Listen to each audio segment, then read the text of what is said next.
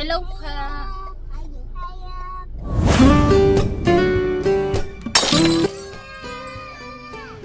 Pupunta kami ng Pilili Rizal. Pupunta kami sa birthday kasama si Tita Donna na napakatangkad na parang panungkit. At si nanay pakaway-kaway na lang, ayaw sumama. Pagkatapos ng birthday, pumunta kami ng Tanay Rizal para mamasyal. Huminto ako saglit dito sa may Marilaki Highway para mag-search kung saan kami pupunta. Hindi pa namin alam kung anong restaurant yung pupuntahan namin. At ayun, wala kang signal kaya sabi ko bahala na. Kung ano na lang yung madaanan natin. Gusto nyo? Si Padayon? Parang ala nang yun, no? Pag madaling araw siguro may sea of clouds. Ano? Gusto nyo? Ganda ba? Parang hindi naman siguro. Tatabi lang ako. O, silipin nyo muna. Oo. Ganda ba? Ayan. Oh, parang hindi naman siguro. Yung may konti na lang tao yun, doon sa unahan na lang.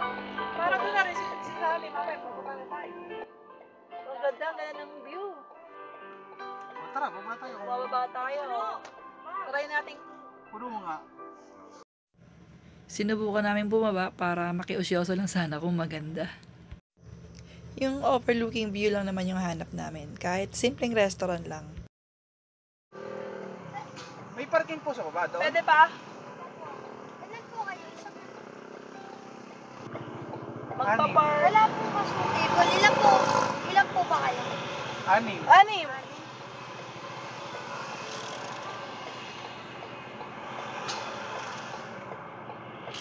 Di ba ako sasayad dyan na rin? Wala akong sasayaran dyan. Hindi.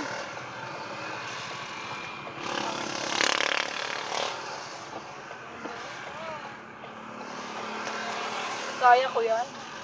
So may preno. Ha? Kaya yan? Takot ka. Takot na takot yung pasahero ko. Dali-dali yan eh. Wala parking mo. O, edi mag-picture-picture na lang kayo. Ayun doon, sa dulo, kasi hindi ka rin. Ayun! Sa katabi ng itong white. Oh. Tayo pupunta rito, mukhang maganda.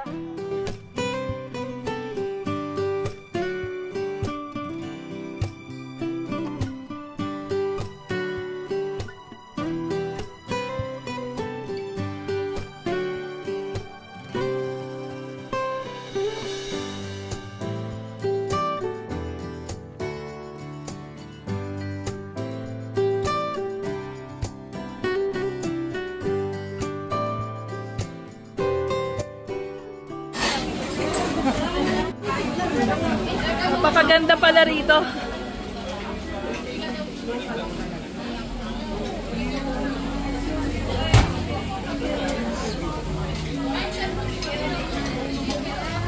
CR dyan, CR. O, diba? Tama to na search ko. Babayaran pa natin yan. Saan yung babayaran na natin ito kay Kuya. Punta kay Kuya yun doon sa counter. Ayun, yun. Ang gagaling talaga nito mga to.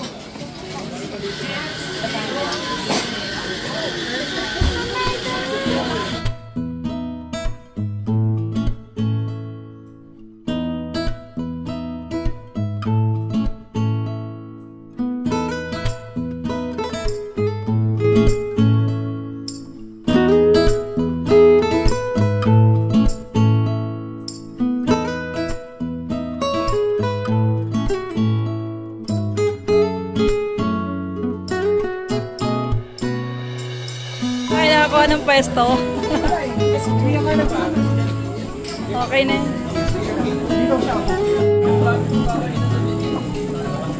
Iya eh. Malas sa buhay niya. Ayaw sa Oh, throw to the trash can na yun. Garbage. Yeah, liga. Pag ayaw na.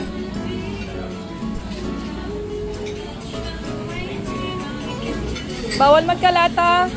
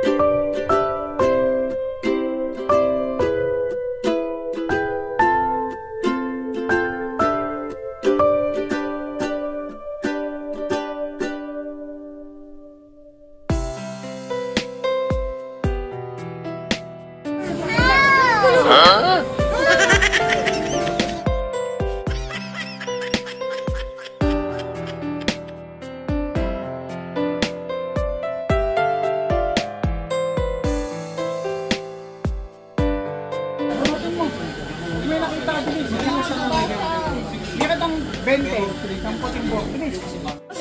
20 pesos isang puting buhok daw, dali.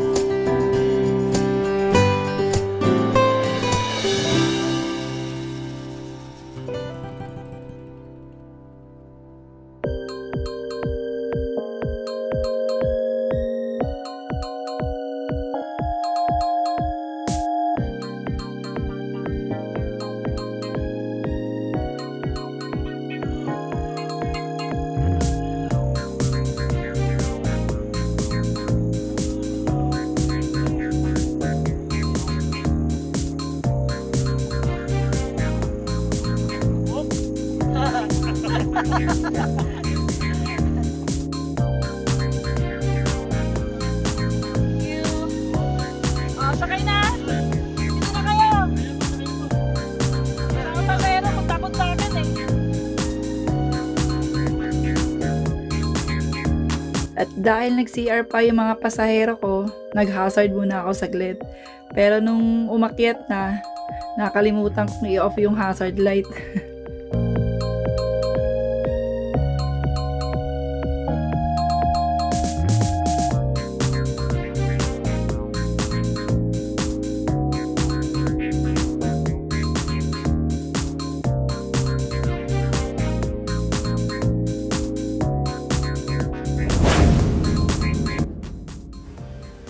At nung pauwi na kami, muntik na ako makabangga ng motor. Buti na lang at medyo mabagal ang patakbo ng nanay nyo. Inapot ko pa siya ng preno.